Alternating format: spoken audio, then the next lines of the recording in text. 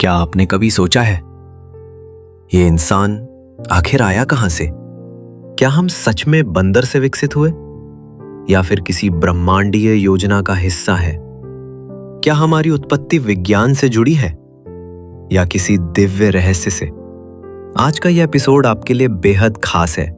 नमस्कार दोस्तों, मैं हूं विवेक और आप देख रहे हैं क्लासिक स्टोरी, जहां हम सनातन धर्म, उपनिषद और प्राचीन ग्रंथों की गहराइयों से उन सवालों के उत्तर खोजते हैं जो आपको विज्ञान और अध्यात्म के बीच की रेखा पर लाकर खड़ा कर देते हैं। अगर आप भी ब्रह्मांड, आत्मा और जीवन की रहस्यमयी कहानियों में रुचि रखते हैं तो इस वीडियो को अंत तक जरूर देखें।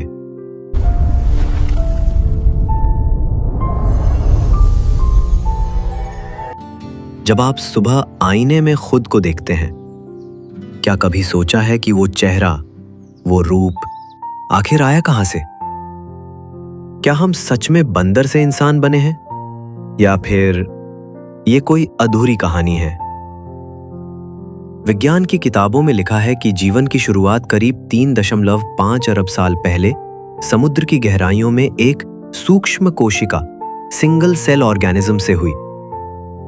एक ऐसा जीव जो न दिखाई देता था, न बोल सकता था, लेकिन उसके भीतर जीवन की चिंगारी थी। वो एक छोटी सी कोशिका समय के साथ बटी, बढ़ी, बदली और धीरे धीरे वो कोशिकाएं बनी। फिर जल से बाहर निकलकर बने सरीसृप, उनमें से कुछ समय के साथ बने स्तनपाई, मैमल्स, और फिर लाखों साल के विकास के बाद आया होमो सेपियंस, यानी आज का इंसान। लेकिन रुकिए, यही तो सवाल है। अगर विकास की प्रक्रिया सिर्फ शारीरिक बदलावों की है, तो फिर विवेक, संवेदना, धार्मिक चेतना, भय और प्रेम जैसे भाव कहां से आए? क्यों एक इंसान रोता है जब वो किसी को खोता है? क्यों एक बच्चा सपने देखता है और एक संत मोक्ष की कामना करता है? विज्ञान यह भी मानता है कि इंसान का मस्तिष्क इस पृथ्वी का सबसे जटिल जैविक यंत्र यानी बायोलॉजिकल मशीन है। इसमें 86 अरब से अधिक न्यूरॉन्स होते हैं। हर न्यूरॉन लाखों कनेक्शन बना सकता है, लेकिन यह कैसे सोचता है, क्यों सपने देखता है और मृत्यु के बारे में क्यों डरता है, इसका कोई स्पष्ट वैज्ञानिक उत्तर नहीं है। हमारे शरीर में मौजूद डीएनए एक कोड है, एक ऐसा कोड जिसमें हमारी जातीय स्मृति छिपी है। क्या यही कारण है कि कभी-कभी कोई बच्चा बिना सीखे ही वाद्य यंत्र बजा लेता है, या फिर कोई जगह पहली बार जाकर भी उसे जान पहचान सी लगती है? विज्ञान यहां पर जेनेटिक मेमोरी की बात करता है, लेकिन ये कहां से आती है, इसका उत्तर नहीं दे पाता। चार्ल्स डार्विन का नेचुरल सिलेक्शन सिद्धांत कहता है कि जो जीव समय के अनुसार खुद को ढाल लेता है वही जीवित रहता है। लेकिन सवाल यह है कि क्यों केवल इंसान ही धार्मिक या दर्शनों को समझ सकता है? क्यों केवल इंसान ही सवाल पूछता है, मैं कौन हूं, मेरा उद्देश्य क्या है, मृत्यु के बाद क्या होता है? शायद इसलिए कई वैज्ञानिक भी मानते हैं कि विकास की कहानी अधूरी है। कहीं ना कहीं इसमें कोई ब्रह्मांडीय योजना भी हो सकती है। विज्ञान बहुत कुछ बताता है, लेकिन सब कुछ नहीं। वो शरीर की यात्रा को दिखाता है, लेकिन आत्मा की नहीं। वो जन्म की प्रक्रिया समझाता है, लेकिन जन्म क्यों, इसका उत्तर नहीं दे पाता। और इसलिए जहां विज्ञान की सीमाएं खत्म होती हैं, वहीं से सनातन धर्म और अध्यात्म की यात्रा शुरू होती है। जब विज्ञान शरीर की उत्पत्ति की बात करता है, तो सनातन धर्म आत्मा की यात्रा की बात करता है।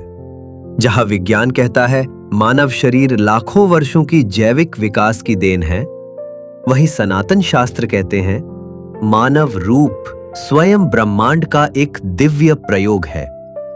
उपनिषदों में कहा गया है, अहम ब्रह्मास्मि, मैं ब्रह्म हूं, यानी हर इंसान के भीतर एक ईश्वरीय चिंगारी है जिसे आत्मा कहा गया है।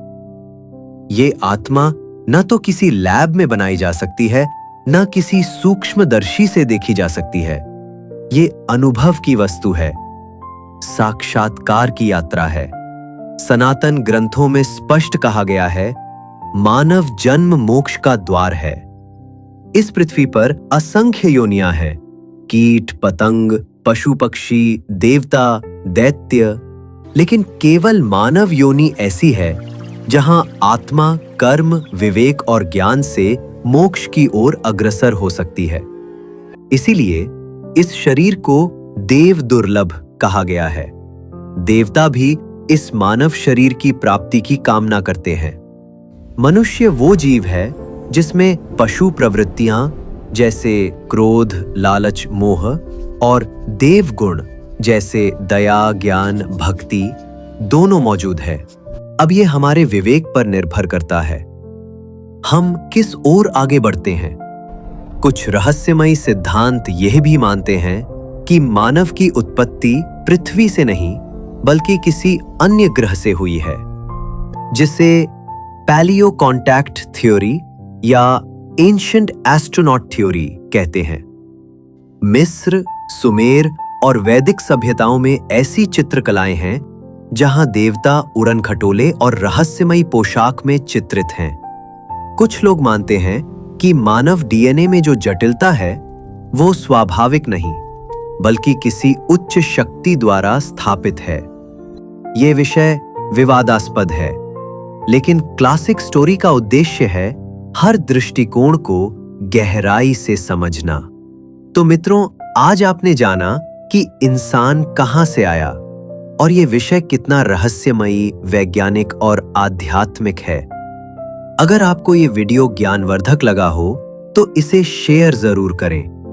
ऐसी ही रहस्यमयी जानकारियों के लिए जुड़िए क्लासिक स्टोरी से।